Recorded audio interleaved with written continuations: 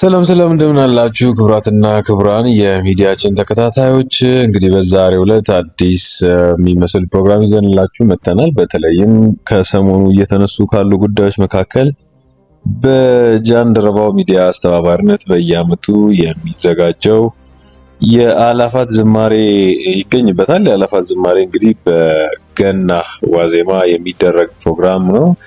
በዘንድሮ ዓመት በሚሊኒየም አዳራሽ እንደሚደረግ ታስቦ የነበረ ቢሆንም አሁን ላይ ግን ወደ መስቀል አደባባይ ሄዷል። ከመስቀል አደባባይ የሚደረገው ፕሮግራም የመዝሙር ጥናት እንደተጀመረ በኢጃት ማህበር በኩል ማስታወቂያ መነገሩን ተከትሎ ብዙ ውዝግቦች ተነስተዋል።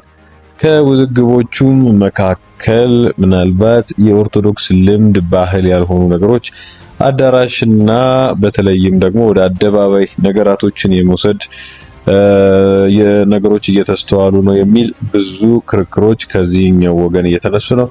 ከዚያኛው ወገን ደግሞ ሃይማኖታችንን ለማስከበር በአደባባይ መዘመራችን ይጠቅመናል፣ ይረዳናል እንጂ ከዚህ ያለፈ ትርጉም ሊሰጠው አይገባም የሚሉ ክርክሮች ተነስተዋል። እንግዲህ ባልደረባይን በዚህ ጉዳይ ላይ እንድነጋገር ጋብዣለሁ። አብራችሁ እንድትቆዩ በአክብሮት ነው የምጋብዘው። እንደምን አለህ? ሰላም አመሸህ ሆይ? እንዴት አመሸህ? ሰላም ነው? እግዚአብሔር ይመስገን እኛ ሰላም ነን። እንግዲህ ቀደም ብዬ ባነሳሁት ጉዳይ ላይ በተለይም ደግሞ ከዚህ ከጃንደረባው ትውልድ አዘጋጅነት የሚታወቀው ይሄ የአእላፋት ዝማሬ ይታወቃል። እንግዲህ ከሰሞኑ የተነሱ ሁለት ክርክሮች አሉ። በዚህኛው ሳይድ ያሉት አካላት የሚሉት ምንድነው? የዚህ የአእላፋት ዝማሬ መምጣት ምናልባትም በአደባባይ እንዲከበር በአዳራሽ እንዲከበር መደረጉ አሁን ላይ ቤተክርስቲያን ያለችበትን ነባራዊ ሁኔታ አያሳይም። የዓለም ሀገራት ስለ ኢትዮጵያ ኦርቶዶክስ ተዋሕዶ ቤተክርስቲያን ትኩረት እየሰጠች ባለችበት በዚህ ሰዓት እኛ ነጭ ለብሰን እንዳልተበደልን በአርሲ ያሉ ህዝብ እንዳላለቀ ወጥተን የምናሳይበት ጊዜ አይደለም።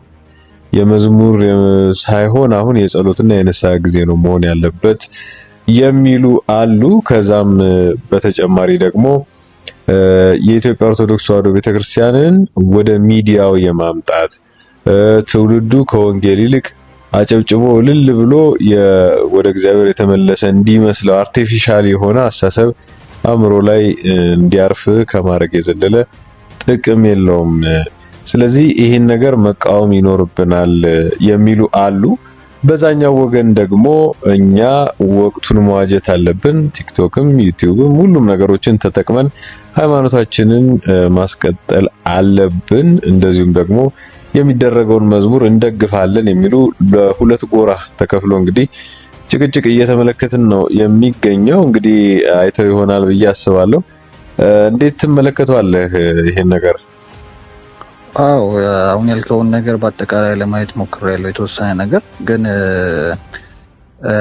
እኔ አሁን መሀል ላይ ለመሆን ነው የሞከርኩት እና ሁለት አይነት ነገር ነው። አንደኛ ያው መዝሙር እንደምታውቀው አንዱ የማመስገኛ ዘዴ ነው አይደለ? ስለዚህ ማንም ሰው ይህን ነገር ፕሮግራም አድርጎ በየዓመቱ እግዚአብሔርን ለማመስገን ቢቀጣጠር እና እግዚአብሔር በመሃላቸው እንዲሆን ቢለምኑ ከልብ ከመነጨ ከሆነ መዝሙርም አንዱ ማመስገኛ ዘዴ ስለሆነ መገናኘቱና አብሮ መሆኑና ያን ነገር መዘመሩ ምናልባት ሰዎቹ ብዙ ጊዜ በዚህ ምክንያት ከብዙ ቦታ የራቁ ሰዎች ከሃይማኖት የራቁ ሰዎች እንዲሰባሰቡና ያቺ ቅጽበት ወደ ህይወታቸው እንዲመለሱ ሊያደርግ ይችላል። ብዙ የጠፉ ሰዎች ስለሚኖሩ ማለት ነው። ግን ምንድነው አሁን የሆኑ ቦታዎች ላይ ችግር ስለተፈጠረ ማመስገንን ደግሞ ማቆም እንደገና ነገሩን ማደብዘዝና ሰዎቹ በሃይማኖታቸው ተስፋ እንዲቆርጡ ሊያደርግ ይችላል። ማንም ሰው በየትኛውም ሁኔታ ላይ ሆነን ማመስገን ሊኖርብን ይችላል። ምክንያቱም ያው ከተቋረጠ እና ማመስገኑ ከቀነሰ እየጠፋ ነገሮች እየቀነሱ ስለሚሄዱ ሰዎቹም ደግሞ አንድ መጽናኛ የሚሉት እንደዚህ አይነት ነገሮች ሲፈጠሩ ለራሳቸው ትልቅ ነገር ነውና በበጎ መንገድ ካየነው ይሄኛው በዚህ በኩል ብናየው የተሻለ ነው ብዬ አስባለሁ። የሌላው ስራ ሁሉም ሰው የራሱ ድርሻ አለው አይደለ? የራሳቸው ባለድርሻ አካላት ስላሉ እነዛ ነገሮች በጥያቄ መጠየቅ ያለበት ሰው ካለ በሚጠይቅበት መንገድ ስለሚኖር ማለት ነው። ያ ጠያቂው ያለ ግን እዚህ ጋር ያሉ መዝሙሮችና እንትኖቹ ይሄ ነገር ስለሆነ ተብሎ አለመዘመር እንደገና ማማረር ወይም ደግሞ በነገሮች ተስፋ መቁረጥ ነው የሚሆነው ብዬ ነው የማስበው። ግን መንገዱ ምንድነው ደግሞ ብለን ካሰብን የምንዘምርበት መንገድ ማን ነው ይሄን ነገር የሚያመቻቸው? ሲያመቻችስ ምን ነገር ነው ተጠቅሞ ያመቻቸ ያለው? አዳራሽና እንትኑ ምንድነው? ለምንድነው አዳራሹ? ከቅርብ ጊዜ ወዲህ አሁን ብዙ ጊዜ ዝማሬዎችም ምንም ከጥምቀት ውጪ እዛው ቤተክርስቲያን ቅጥር ግቢ ውስጥ ነው የሚደረጉትና ሁሉም ነገር የሚያልቀው እዛው ታቦቱ ፊት ነው እና በረከቱንም ሁሉም ነገር እናገኛለን ብለን ምናምነው ታቦቱ ፊት ሆነን ስናመሰግንና ምናልባትም ደግሞ ማይመችን ጊዜና ቦታዎች ከተከሰቱ የትኛውን ቦታ መጸለይ እንዳለ ሆኖ ማለት ነው። ግን እንደዚህ አይነት ትልቅ ነገሮች ሲሆኑ ኢቭን ጥምቀትም ቢሆን የሚነሳው ከቤተክርስቲያን ነው። ታቦቱ የሚነሳው ከቤተክርስቲያን ነው። ኢቭን ጥምቀትም ቢሆን ማለት ነው ከቤተክርስቲያን ይዘን ጥምቀተ ባህሩ ጋር ሄደን አሁንም በዚህ ሁሉ ቅጽበት ውስጥ ምንድነው አሁንም ታቦቱ ጋር ነን ማለት ነው አይደለ? ስለዚህ ከዛ ሳንርቅ ነው በክብር በስርዓት የምናከብረው እና ይሄ አዳራሽን መውደድና አዳራሽን የሆነ ነገር ለመጠቀም መሞከር በጊዜ ልማድ ብዛት ቀስ በቀስ አዳራሽም እኮ ችግር የለውም ዋናው ማመስገኑ ነው እየተባለ ወደ ሌሎች ሃይማኖቶች የመመሳሰል አይነት ነገር ሊፈጠር ይችላል ማለት ነው። ይሄ ደግሞ ትንሽ ውስጥህን አላረለ ነገሮችን አሁን ለምሳሌ ታቦት ፊት ስትቆም ፈሪሃ እግዚአብሔርህ እና እዚህ ውጭ ሆነህ ደግሞ እንደው ስታመሰግን ያለ ፈሪሃ እግዚአብሔር በጣም ይለያያል። በቃ በራሱ የራሱ የሆነ እንትን ስላለው ማለት ነው የራሱ የሆነ ቃል ስላለው ቤተክርስቲያን ቅጥር ግቢው ሆነ ስታመሰግንና እንደው ዝም ብለህ አዳራሽ ውስጥ ሆነ ደግሞ በዛ ላይ እነዛ አዳራሾች ከዛ በፊት ሙዚቃዎች ምናምን የተለያዩ ነገሮች የሚካሄዱባቸው ቦታዎች ናቸው እና እንደ እግዚአብሔርን ቃል ስንጠራ ሁሌም እግዚአብሔር ቃል የሚጠራበት ቦታ ላይ ቢሆን ጥሩ ነው። ምክንያቱም የሚያንስ ቦታ ስለማይኖር ስለሌለ ማለት ነው። ሌሎች ስለሆኑ ሳይሆን አንተና እኔም ቁጭ ብለን የሆነ ቦታ ካመሰገንን ብዛቱ አይደለም ትልቅነቱ። ጥያቄያችን መማጸንን አይደለ? መለመንን ማመስገንን አይደለ? ስለዚህ ያልተስማማውበት ነገር የሆነ ቦታ ላይ የሆነ ችግር እያለ ማመስገን የለብንም።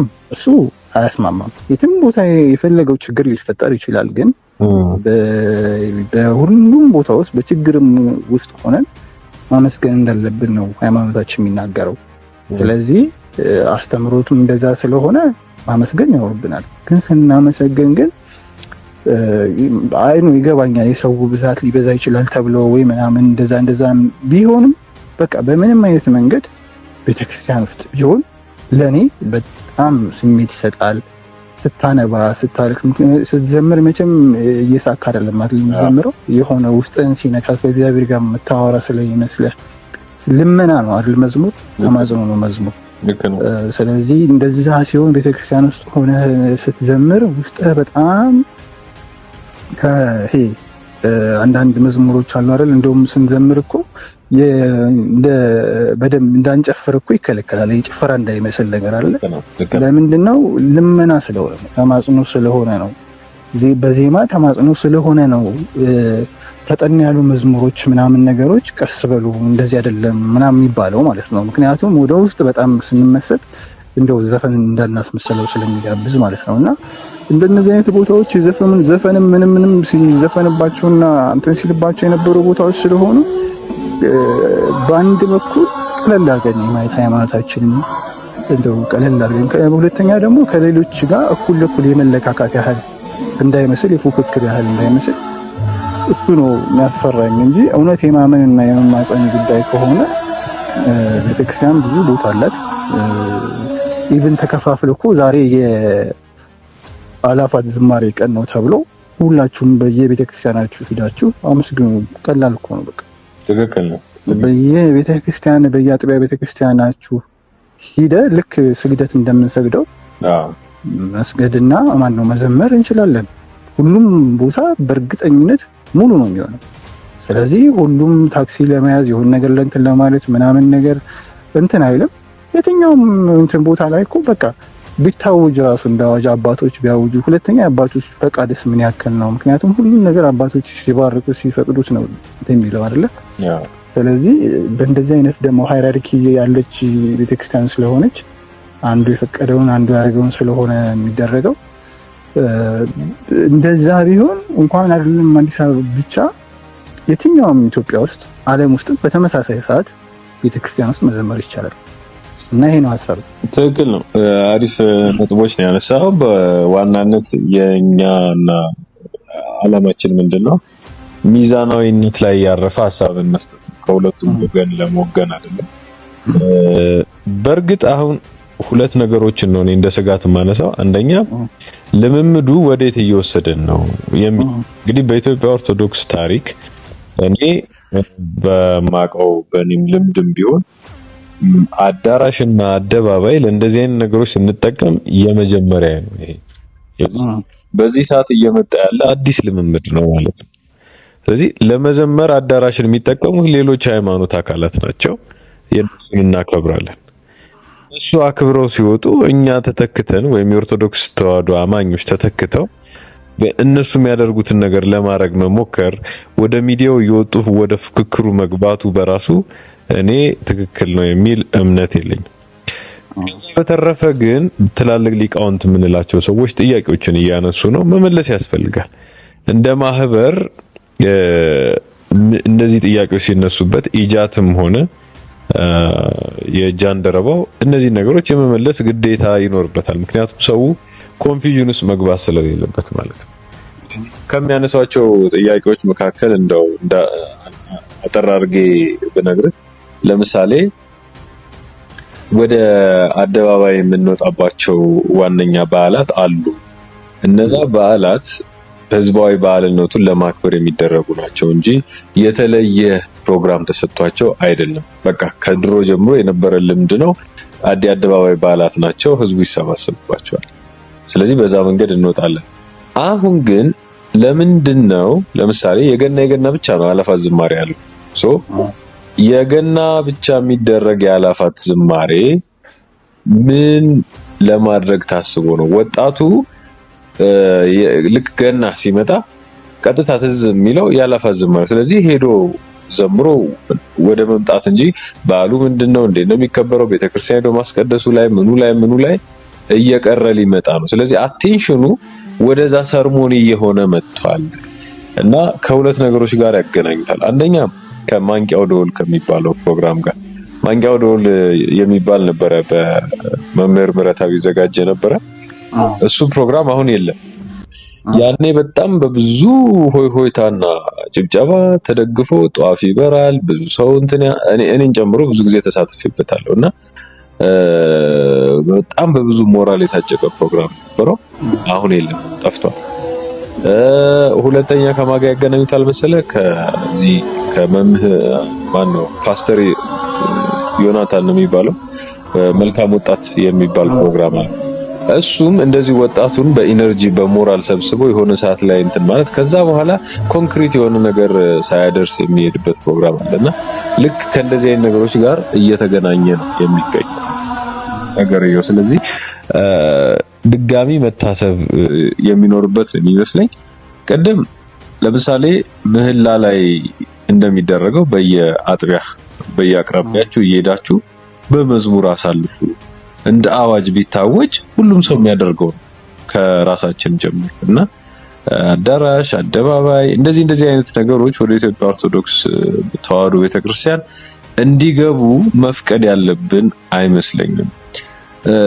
በሌላ አንግል ግን በእርግጥ መዝሙር ቢዘመር ያስደስታል እንጂ ማንም የሚከፋ የለም እና በቦሌ መድኃኒዓለም ብዙ ጊዜ ተደርጓል። ቦሌ መድኃኒዓለም በጣም ሰፊ ቦታ ነው። ከመስቀል አደባባይ አንስም የማመስገኛ ስፍራ ነው። በቃ ሰውን ሰብስቦ ማድረግ ትችላለና ከቤተ ክርስቲያን ቅጽር ግቢ ውጪ የሚደረጉ ነገሮች ስቲል በአንክሮና በጥንቃቄ ሊታዩ ይገባል። የሰውንም ፈሪሃ እግዚአብሔር የሰውንም አስተሳሰብ ወደ ሌላ መንገድ እየወሰዱት ነው የሚል ሐሳብ ነው የሚነሳው። እንግዲህ አብዛኛውን ዲስከሽን ለተመልካቾቻችን እና ለተከታታዮቻችን እንተዋለን። ይሄን ያነሳ ነው እንደ ሚዛናዊ ሐሳብ አራማጅ እንጂ ከማንም ጋር ለመወገን ፈልገን አይደለም። ምናልባት የምትጨምረው ነገር አለ ከማጠቃለላችን በፊት? አብዛኛውን ነገር ብለናል። እንዳልከው አንተም እኔም እንዳወራ ነው። እንደው ማለት የኛ እይታችን ከፍ ማለት አለበት። ሁሉም ሰው ስላለም ብቻ ሳይሆን በቃ የምናመሰግንበት ነገር በየትኛውም ቦታና በየትኛውም መድረክ መለካኪያ መሆን የለበትም። በቃ ስናመሰግን እናመሰግናለን። ሁለተኛ የመጣንበት ልምድና ወግ ባህል ጨምሮ እምነቱም ራሱ የሚፈቅደው ቦታ አለ። ስለዚህ ባጭሩ የትኛውንም ሃይማኖት መስለን ሳይሆን እኛን ራሳችን መስለን፣ ምክንያቱም ሰው ሲስት አብረህ መሳት የለብህም። ሰው የሆነ ነገር ጥሩ ሲሆን አብረህ ጥሩ መሆን የለብህም። መሆን ያለበት መንገድህን ብቻ መከተል። መጽሐፍ ቅዱስ የሚያዝህን መንገድ ተከትለህ የሰዎቹ ግባና ውጣ ውረድ አንተን የተለየ አይነት ነገር አድርጎ ስሜት ውስጥ ከቶ የሆነ ነገር አድርጎ ምስጋናውን ወደ እንትን መክተት የለበትም። እና እንደውም የሆነ ጊዜ ምን አይነት አባባል ሰምቻለሁ፣ አንዳንድ የሃይማኖት ሰዎች ሲናደዱ ፈጣሪያቸውንም አይፈሩም ይላል። ማለት ከሌላ ሃይማኖት ጋር አንተ እኩል ለመሆን እልህ ውስጥ ስትገባ ለፈጣሪ ብለህ ነው አይደለ? እልህ ውስጥ ስትገባ ፈጣሪህን ራሱ ትረሳለህ። አለ አይደለ? ለማን ነው መጀመሪያ ላይ እየተጋባ ያለው? ፐርሰናል አይደለም፣ ይሄ ከፈጣሪ ጋር ነው አይደል የምትገናኘው እንጂ አንተ እኔ እንደዚህ ስላደረጉኝ ብለህ እንደዛ የምታደርግበት ነገር አይደለም። በጣም በተመስጦና በስርዓት ከሄድ የራሱ የሆነ መላና ስላለው እሱን ማድረግ አለብን ባይኔን። ቅድም እንዳልከው ሌሎቹን ነገሮች ሚዛን ወደዛኛውም ለመሄድ ሳይሆን ሁላችንም ግን በደንብ በቂ ቤተክርስቲያናትና በቂ እንትኖች አሉን። ፕሮግራሙ ግን በራሱ የሚቆጭ ነገር ወይም ደግሞ የሚተች ነገር ነው ብዬ አላስብም። መዘጋጀቱ ግን ዘወይ መንገዱ የሚካሄድበት መንገድ ግን በደንብ ሁሉንም ሰዎች ያስማማ፣ ሁሉንም የሃይማኖት አባቶች ያስማማና ኮንፊርም የተደረገ መሆን አለበት ነው ባጭሩ። ትክክል ነው። በደንብ ነው ያነሳ ነው ብዬ አስባለሁ። እንደው እንደመጨረሻ በአንድ ጊዜ በ1880 አካባቢ ይመስለኛል ፈረንሳይ ሀገር ውስጥ የሚኖር አንድ ሰው ነበረና ኤሚል ደርኪም ይባላል። ስለ ሃይማኖት አንድ ነገር ተናግሯል በወቅቱ። በዛ ጊዜ ብዙ መንግስታት ሃይማኖትን እንደ መሳሪያነት እየተጠቀሙ ህዝብ ይገዙበት ነበር ይባላልና ሁለት ነገሮች መለየት አለብን ብሎ ነው የተነሳው። አንደኛ የተቀደሰ እና ሁለተኛ ያልተቀደሰ የሚባሉ ሁለት ነገሮች አሉ ዓለም ላይ። የተቀደሰው ካልተቀደሰው መለየት አለበት ብሎ ነው የተነሳው። ምክንያቱም ያልተቀደሰው ፖለቲካ ነው፣ የተቀደሰው ሃይማኖት ነው በወቅቱ የነበረው ማለት ነው። ስለዚህ የተቀደሰውን ላልተቀደሰ ዓላማ ማዋል በደል ነው የሚል ዘመቻ አስጀምሮ ብዙ የፈረንሳይ ሪቮሉሽንን ጨምሮ ብዙ ዓለምን የቀየሩ ነገሮች ከዛ ሐሳብ መንጭቷልና አሁን ላይ እሱ መደበላለቅ ያለ ይመስለኛል። ይሄ ሳክሬድ እና ፕሮፌን ነው የሚላቸው እሱ። ስለዚህ ምንድነው አዳራሹ ለስብሰባ፣ ለሙዚቃ፣ ለጭፈራ፣ ለምናምን ከሆነ የተዘጋጀው ቤተክርስቲያን ደግሞ ለተቀደሰው ዓላማ ተዘጋጅታለችና ለተቀደሰ ዓላማ ያልተዘጋጀውን ስፍራ ለተቀደሰ ነገር መጠቀሙ በራሱ ሁለቱም ማደበላለቅ ነውና ኦርደርንም ሂደትንም ሲስተምንም ስትራክቸርንም የሚያዛባ ነው። ነገ ከነገ ወዲያ ትውልዱ ግራ ይጋባል። ገባ? ሲስተሙንም ስትራክቸሩንም ስትመታው አዳራሹ ሁሉ መዘመሪያ መስሎ የሚታየው ህፃን ይፈጠራል። ቤተክርስቲያኑም ደግሞ እንደ ኖርማል አዳራሽ የሚያይበት ዘመን ይመጣልና በደንብ ታስቦበት ሊደረግ ይገባል ባይነኝ። እንደ ዛሬው ብቻ ሳይሆን ማለት ነው። ብቻ ጥሩ ነገሮችን አንስተናል። ወደፊት በሚነሱ ነገሮች ላይ እንቀጥላለን ብዬ አስባለሁ። አመሰግናለሁ። በጣም አመሰግናለሁ። መልካም ምሽት።